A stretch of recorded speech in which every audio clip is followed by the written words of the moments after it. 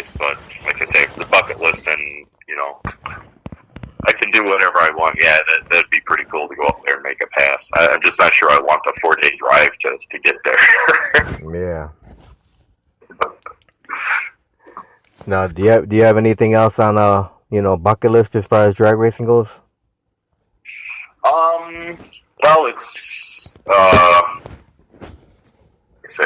probably to at some point it'd be really awesome to get this car in the 7.0s and tickle a 699 ET slip. I got a few tenths to cut off of this thing before I'm there. But yeah, I think that's probably to get a 6-second time slip. I think that would be the point where it's like, okay, I did it now. And probably what we mentioned earlier about you wanting to throw a little 10% nitro in there. That's probably on your bucket list. Yeah, well, I think that it's going to take more than 10% to get that thing into the 6s. might have to up that percentage a little bit, but we'll see what it takes. Yeah. Now, Tony, where do you get all your fire safety equipment from? Let's see. I have to say that the driving suit I have is a Sparco, and bought that from Beyond Racing. Those guys are awesome. The suit is awesome. It's not cheap, but nothing good is cheap. And actually, before we started talking here, I was just thumbing through Good Vibrations catalog, so I buy a lot of stuff from those guys as well. For anybody that has altereds and blown cars, injected cars, obviously if you run an Interlee injection, you probably know these guys already, so they have it all. They're super people to deal with too, so if you need it next day air, they understand, you can get it. So yeah, I would say Good Vibrations probably has a lot of my money at this point. Now, after all the years of racing, so what still keeps you passionate about doing it? Man, I after every run when I got out of the car at the other end, I don't know, it's like the most awesome feeling in the world. I hop out of the car, it's like, yeah, that's why I do this. This is an awesome feeling. And it doesn't matter which car. It could be the Coronet I got, or it could be the Dragster. But just to lay down an awesome pass. The car hooks, it goes straight, and does everything you want it to. You hit your shift points and all that stuff. And especially with a open car where you get the wind in your face, like with the Dragster. It's a whole lot more sensory experience than than when you're in a chassis car and you're kind of all cooped up there. So yeah, I can't explain it. But after the first full pass I made on a car when I ran it out the top end, I was like, yeah, this is it. this is for me. So. And of course, I'm sure the fans keep you going. Yeah, they do. I guess that's probably secondary to the whole thing, but not far behind it. It's just really, I don't know. As I get older, I think more and more about being a role model for other people. Maybe they look up to me or not. But I see the kids in the stands, and I see the folks that shelled out their hard-earned money to come see the show. I was like, they paid money to see me, and to try to put on a good show for those guys, and hopefully get some young kids interested in the sport as well. That may not have otherwise had a chance or had such a positive experience with something. Yeah, maybe they come back the next year and say, Dad, there it is, Pure Evil, remember? Yeah, I gotta say, I do enjoy that part. Seeing the kids, just having a good time, and maybe seeing stuff for the first time that they've never seen before. So it's and it's for sure it's all the only reason we're doing this is for the fans. So that's why we're there. And of course, at the Grove, the great thing about the Grove, you got that return road going right past the fans. Yeah, that's something I think that I wish more tracks did. I know, like at Indy, everybody pushes in front of the west side. Grant says over there, and it's awesome to see them all go through there. But there's so many tracks where it's like, after the cars make a run, they sneak around through the back way, and you never see them again until the next run.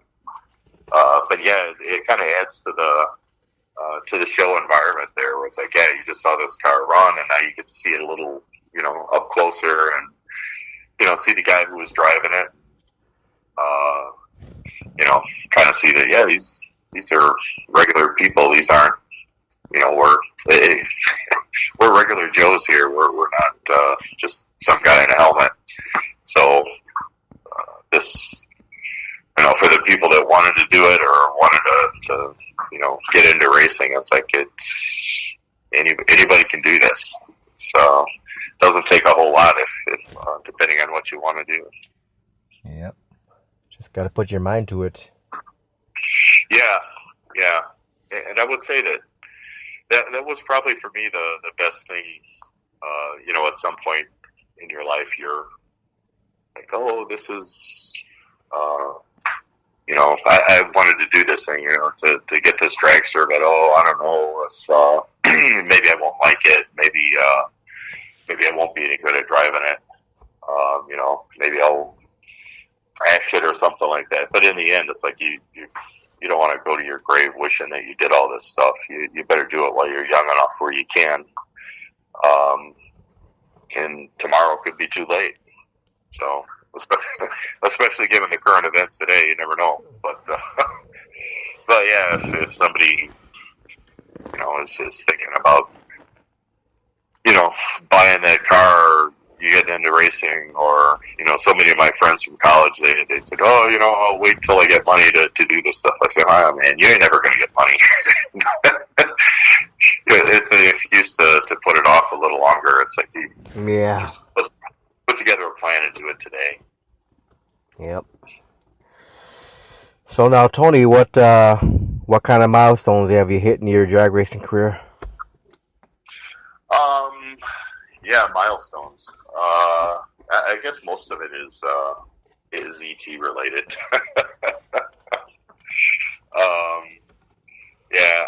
I'd classify myself as an ET chaser, so it's I don't really care about if I won this or I won that or get into bracket races, but if I can run a lower ET by 100th or thousandths of a second than what I did before, that's it. So a lot of those milestones went by really quickly when I first got that dragster. I kind of plodded through the 11-second, 10-second zone with my Coronet, and went right away into the eights with the dragster. I think that was probably my first real legitimate pass. I ran 840 or something like that. But yeah, so that's I guess why I'm looking at the 6 seconds on that, because the original idea was to quicken the car up a little bit so I could run 750 Eliminator, and I overshot that a little bit because it runs 730s now, but that's good. But now on the other side of it, it's like, man, a little more work here. I could probably run sixes with this thing, which would just be phenomenal. That would be crazy. Now, throughout your drag racing career, have you had any accidents or close calls? Close call, yeah. Not with the dragster, but there was a rather spectacular engine explosion I had with a Coronet. The engine lost exhaust valve and put a hole in the piston, and the piston came through the block, and it just went sour. And this is, right after, I don't know, maybe not even to the 60-foot clock. So anyway, water on the track, wheels were still in the air from the wheel stand. So the car got crooked and spun around and did everything but hit the wall and hit the guy in the other lane. And I didn't hit the tree. And I don't know how I did all this stuff, but there was some video. There was a picture of me up on two wheels with the car at some point. Somebody snapped a picture, and I was like, holy cats, I almost rolled this thing over. That was the closest I've ever come, so hopefully it stays that way. As far as the dragster goes, when I first started driving it, there were a few hairy moments where, going through the top end, I thought I was a little too close to the center line or to the guardrail, but was always able to reel the thing back in. So it's been a learning experience, but still, that's knock on wood somewhere. I don't want to jinx that. Yeah, knock on wood, you won't have any accidents, Tony. Yeah. There's a lot of safety equipment that goes along with, getting into one of these cars, and I feel reasonably confident that I'll be safe. I just don't want to have to test it all out. Yeah. Okay, so let's do some fun questions here now. Outside of drag racing, you have any other hobbies? Geez, not really.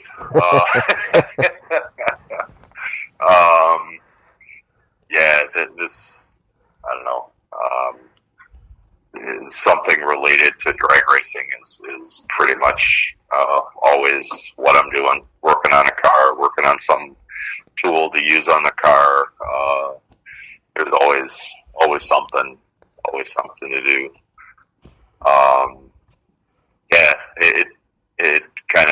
It's all consuming. So, and when I'm not doing that, I'm working so I can pay for this. Now, in the 1320 Legends group, do you have any? You have a greatest competitor in there? I have to say, I really love racing Kenny Thatcher. We always have a good time together. There's always an appropriate amount of needling each other before the run, and kind of poking at each other. Right. And he spanked me for so many times when I first got that car. I think I still owe him a few. But no, he's just an awesome guy, and he's fun to race against. He's always on time at the starting line, and as long as he can keep that car straight, he's usually going to lay down a pretty good number. So it's I had a lot of good times racing him. Now, have you won any trophies in your racing career? No, just credit card bills. That's all. Yeah, and honestly, it's if I had a room full of trophies, I probably wouldn't care. For me, it's more about getting in the car and making it run quicker than what it did before. Knowing that I wrenched pretty much on the whole car from top to bottom, front to back, and knowing that I was able to put my brain power to it, make this thing run a little quicker. That's I guess that's my trophy. Now, if you were able to do time traveling and then go back in the time, would you do anything differently with your drag racing career? I would have started sooner. Yeah, that's I really I guess I was 40 odd years old when I first put together the Coronet. That was my personal first race car. Not that I wouldn't have enjoyed working with my dad, those things that you always thought you'd do this later when you got more money or more time, and you never have more money and more time. There's always something, and yeah, I think I would have done it sooner. All right, now what is your favorite food to eat? Fried chicken. Without a doubt, I love fried chicken. I hate to make it, but I love to eat it. What's your favorite beverage? That changes, I guess. I have to say, like most red-blooded people, I enjoy a cold beer now and then. What kind of beer? Everything else. Leinenkugel's is a favorite. Now, what about if it's non-alcoholic beverage? What do you like? Probably Coke. Yeah, when you're at the track, grabbing into the cooler, grabbing a nice cold Coke or water, depending on how much Coke you've had already. It's funny. I just interviewed a super stock driver before you, and his favorite drink was Coke too. Yeah, maybe the other thing too. I remember the ads from the '70s when they had the Coca-Cola Cavalcade of funny cars, which was, for a 8-year-old boy, that was like, the most awesome thing ever, because there's Coke and these funny cars.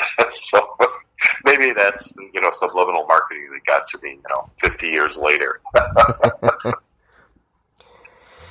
So what's your favorite movie of all time? Vanishing Point. Best movie ever made. I don't know why they kept making movies after that, because they just don't compare. All right, now, favorite music? Favorite music.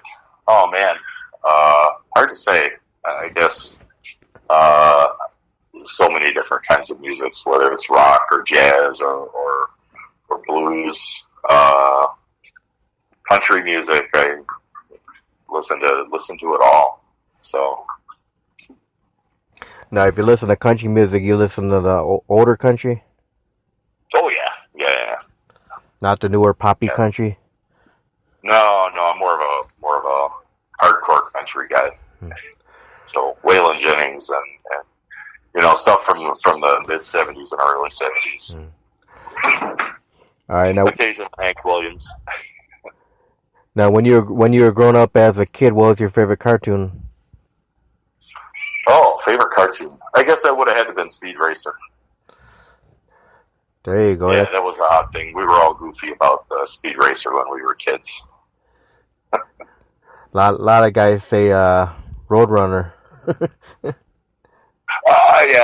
Yeah, Roadrunner. But I don't know. The thing I remember is running home from school, because I think Speed Racer was on at 3:30, and if we screwed around too long walking home from school, we'd miss it. So running down the street to get home to flip on Speed Racer. Here comes Speed Racer. Yeah, you watch those now, and it's like, oh my gosh, this is so stupid. How did I watch this? But hey, we were kids. Chim. And Spritle. And we all love Trixie. Yeah. Now, when you're at the track on a day of race day, do you eat regularly? Do you eat lightly and wait till racers down to eat more? Oh yeah, yeah. I can't eat a whole lot there. Usually, you just do your normal morning deal and grab a cup of coffee and something light. If I don't know, light sandwich or something like that in the middle of the day, just to keep you going and keep yourself hydrated, because it's usually hot. And then when dinner comes around, it's all right. Gloves are off. Whatever you can grab, eat it all. But yeah, it's tough to eat, because there's usually so much going on. There's moments of intense work that, I got to do this, got to do that, and you're too busy to eat, and you kind of have to grab what you can when you can. All right, now what is your biggest pet peeve? Uh, at the track or just in general? Just in general. Well, better. It's- Better. I guess at the moment it's riding around in your car by yourself with a mask on. I never understood that one. My wife will tell someone, "Take the mask off. You're gonna kill yourself with that thing on." Yeah, I mean, I could see it if you get a car load of people and you wanted to be safe. But if it's just you and your car, take the mask off. Do us a favor. Yeah. All right, now on the track for any races you've done, do you have one most embarrassing moment you can think of? Oh man, so many. Uh, yeah, I don't know. I guess I've never done some of the obvious ones.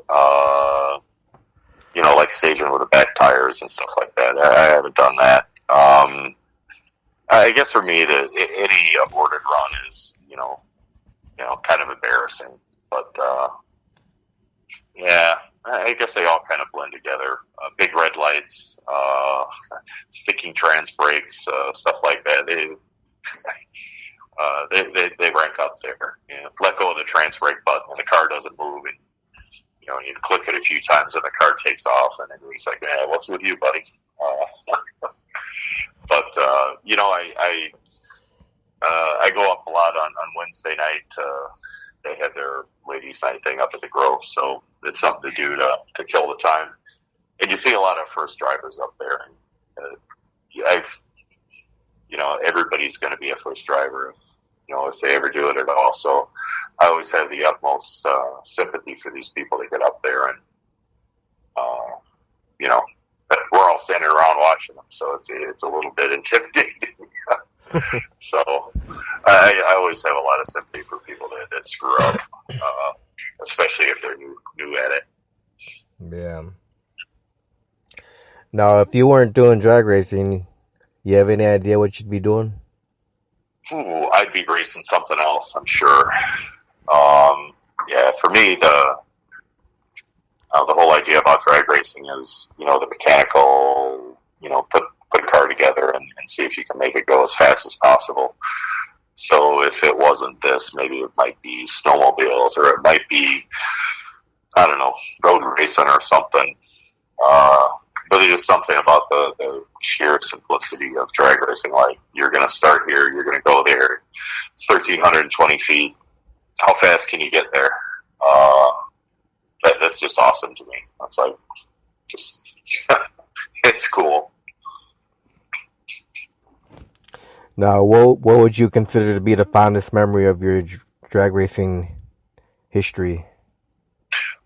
Probably my fondest memory was the first time I got to race against my dad. That was, the guy who got me into it all, and we were hanging around at, I want to say it was 2010, I guess it was. So I just gotten a Coronet together, and we were the day after the Labor Day event. They always have what we joked around is the time run nationals. So it's just time runs all day up at the Grove afterward. I got the first time to race against my dad, and that was a lot of fun. It was a lot of fun. Now, did you win or did he win? Well, I guess I nosed them out by I don't know. It was half of a fender that I had him by, but the cars themselves are really well matched. I think at the time his car was running 1030s and I was running 1020s with it. So we'd gone back and forth many a times. So, but yeah, after all the years of working with him on his car and him helping me with me, just to get together and have a good time with each other. That would be it. All right. So do you have a fondest memory of being with the America 1320 Legends? man, there's so many.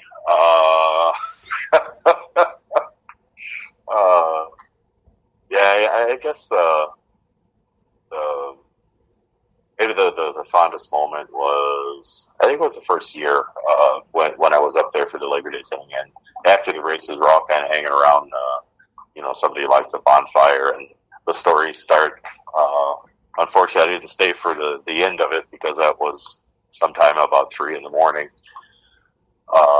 But yeah, just sitting around with the guys, bench racing and BSing and drinking a few beers. Yeah, that's a lot of fun. Well, Tony, I want to thank you very much for taking time to do the interview tonight. Oh, no problem, Dave. Thank you. Do you have any final words for the fans? Oh, man. Get out to the track. Get out in the weather. Go see some races. Get out and enjoy life. Don't stay cooped up, especially now with all this craziness. Probably can't find a better thing to do outdoors, motorsports wise, because man, there's always space to spread out if you're afraid of being sick or not. Yeah, get out there and enjoy it. Now, you want to thank anybody out there?